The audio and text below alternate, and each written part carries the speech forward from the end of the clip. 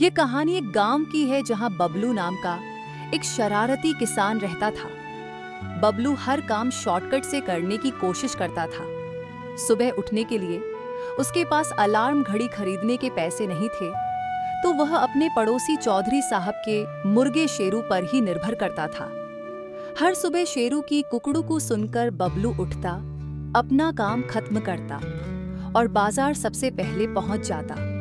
मगर बबलू चौधरी साहब का शुक्रिया अदा करने के बजाय उनका मजाक उड़ाता था और कहता, तुम अपने मुर्गे को सूप में बदल दो ताकि गांव सुकून से सो सके।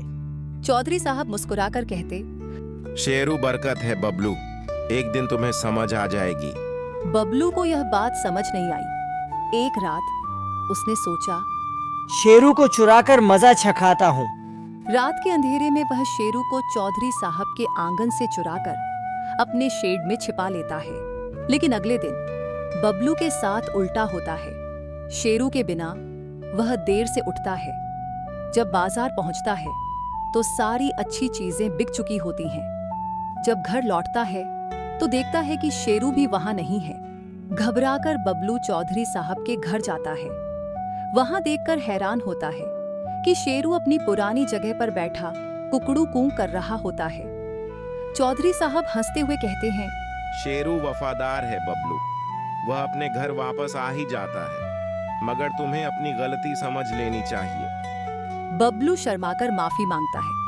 चौधरी साहब उसे माफ कर देते हैं और एक सबक देते हैं, जो तुम्हारे पास है उसकी कद्र करो और दूसरों की चीजें चुराकर कभी अपनी जिंदगी आसान मत बनाओ। उस दिन के बाद बबलू शेरू का मजाक नहीं उड़ाता। अब वह न केवल अपनी अलार्म घड़ी खरीद लेता है, बल्कि शेरू के कुकड़ू कू का भी धन्यवाद करता है।